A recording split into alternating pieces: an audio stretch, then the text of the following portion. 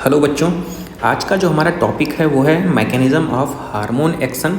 तो सबसे पहले इसमें हम मैकेनिज़्म ऑफ हार्मोन एक्शन को डिस्क्राइब करने से पहले उनके केमिकल नेचर की एनालिसिस कर लेते हैं कि हार्मोन को केमिकल नेचर के बेसिस पे कितने टाइप्स में क्लासीफाई किया गया है। तो देखो, एक होते हैं पेप्टाइड हार्मोन, इन्हीं को पॉलीपेप्टाइड या प्रोटीन हार्मोन भी बोलते हैं। दूसरे होते हैं स्टेरॉइड्स हार्मोन और थर्ड है आयोडोथायरोनिन। और जो लास्ट हार्मोन का टाइप है उनके केमिकल के बेसिस पे वो है अमीनो एसिड डेरिवेटिव हार्मोन। तो कुछ एग्जांपल्स हैं उनको यहाँ पे देख लेते हैं। प्रोटीनियस हार्मोन जो हैं वो हैं थायरोकैल्सिटोनिन, इसी को बोलते हैं टीसीटी हार्मोन। ये बेसिकली क्या होता है, बॉडी के अंदर, बॉडी फ्लूइड में, ब्लड के अंदर कैल्शियम की मेटाबॉलिज्म को रेगुलेट करता है। और रेगुलेशन का काम क्या रहता है कि ब्लड में जो होता है कैल्शियम के लेवल को ये डिक्रीज करता है। क्लियर? तो पहला कौन सा है, थायरोकैल्सिटोनिन। दूसरा है इंसुलिन, ग्लूकागॉन, पिट्यूटरी हार्मोन्स और हाइपोथैलेमिक हार्मोन्स। ये जितने भी हार्मोन्स हैं इनका केमिकल नेचर प्रोटीनियस होता है। अब नेक्स्ट जो है स्टेरॉयडल हार्मोन।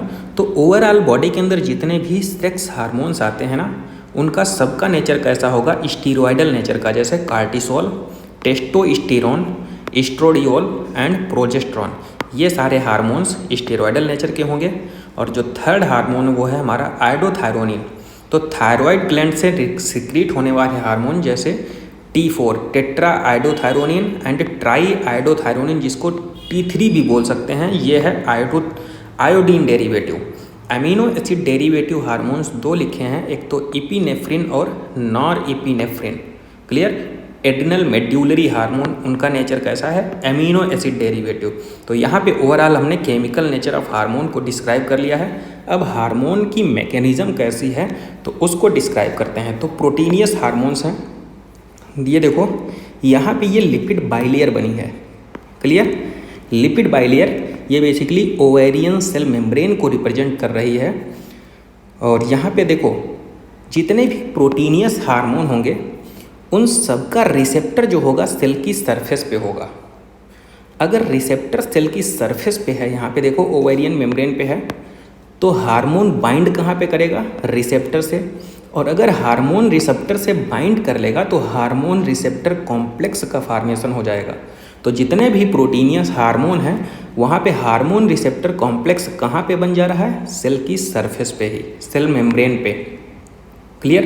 क्योंकि रिसेप्टर इसका सेल मेम्ब्रेन पे ही है, ये जो बना है ये रिसेप्टर को रिप्रेजेंट कर रहा है। और ये ओवरऑल हार्मोन रिसेप्टर कॉम्प्लेक्स बन गया है जब हार्मोन इसके साथ बाइंड कर लिया।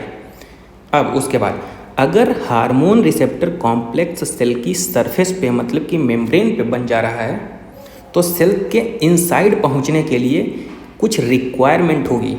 जैसे वेसाइकल्स बोल सकते हैं, मैसेंजर्स बोल सकते हैं। तो यहाँ पे सेल के इनसाइड पहुँचने के लिए मैसेंजर की रिक्वायरमेंट होगी, उनको हम बोल दे रहे हैं सेकेंडरी मैसेंजर। और सेकेंडरी मैसेंजर्स का एनसीईआरटी में एग्जाम्पल लिखे हैं, कौन कौन से, साइक्लिक AMP, कैल्शियम आयन और IP3, ये सेकेंडरी मैसेंजर हैं।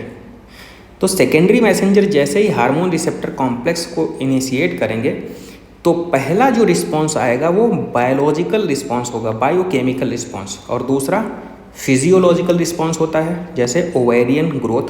अब साइड में देखते हैं कि क्या होता है बायोलॉजिकल रिस्पॉन्स और फिजियोलॉजिकल रिस्पॉन्स या फिजियोकेमिकल रिस्पॉन्स। तो देखो पहला क्या है, formation of hormone receptor complex at the surface of ovarian membrane, ये बन गया हार्मोन रिसेप्टर कॉम्प्लेक्स। जनरेशन हुआ सेकेंडरी मैसेंजर का। तो सेकेंडरी मैसेंजर कौन कौन से हैं, cyclic AMP, calcium and IP3। तो पहला रिस्पॉन्स जो बायोकेमिकल रिस्पॉन्स है, बायोकेमिकल रिस्पॉन्स में बेसिकली क्या होता है, secondary messenger initiate enzymatic reaction such as protein phosphorylation which alter the cell's internal chemistry. Clear? तो ये चेंज कर देता है सेल के इंटरनल केमिस्ट्री को। और अगर इंटरनल केमिस्ट्री चेंज हो गई सेल की तो फिर क्या होगा, फिजियोलॉजिकल रिस्पॉन्स होगा। और फिजियोलॉजिकल रिस्पॉन्स में क्या होता है, विजिबल फिजियोलॉजिकल आउटकम, जैसे ओवेरियन ग्रोथ होगी और फॉलिकल मैच्योरेशन होगा। तो यह याद रखना है, पहले biochemical response then physiological response होता है। तो यहाँ पे हमने प्रोटीनियस हार्मोन को डिस्क्राइब कर लिया है।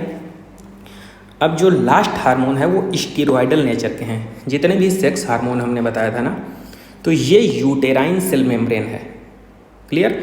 और जितने भी स्टेरॉयडल नेचर के हार्मोन होते हैं उनका रिसेप्टर सेल के अंदर होता है इंट्रासेलुलर।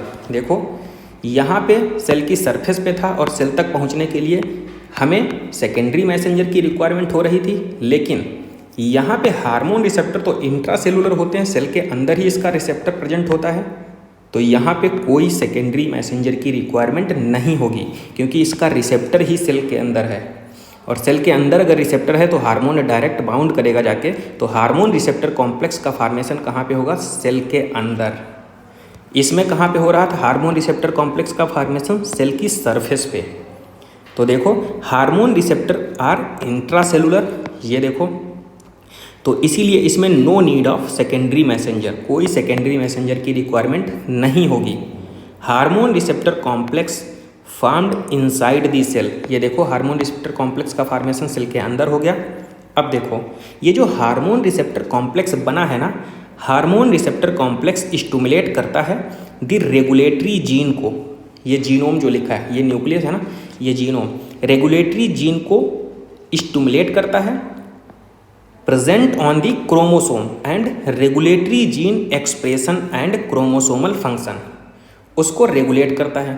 और जब रेगुलेट करेगा तो देखो जीनोम, फिर एमआरएनए, डीएनए से एमआरएनए बनेगा, एमआरएनए से प्रोटीन बनेगा, पहले ट्रांसक्रिप्शन होगा, फिर ट्रांसलेशन का प्रोसेस होगा, और जब ट्रांसलेशन का प्रोसेस होगा प्रोटीन बन जाएगी, तो जो उसके सिम्टम्स होंगे, मतलब कि उसमें चेंजमेंट जो होगा वो हमें अपीयर होने लगेगा, क्लियर। तो फिजियोलॉजिकल रिस्पॉन्स आएगा, और फिजियोलॉजिकल रिस्पॉन्स जैसे टिश्यू ग्रोथ एंड डिफ्रेंसिएशन। तो ओवरऑल यहाँ पे हमने स्टेरॉयडल हार्मोन को भी कंप्लीट कर लिया है। आई होप आपको ये वीडियो अच्छा लगा होगा। किसी भी लाइन से रिलेटेड अगर कोई क्वेरी है तो कमेंट बॉक्स में ज़रूर कमेंट कीजिए और ज़बरदस्त तरीके से पढ़ते रहिए। Thank you.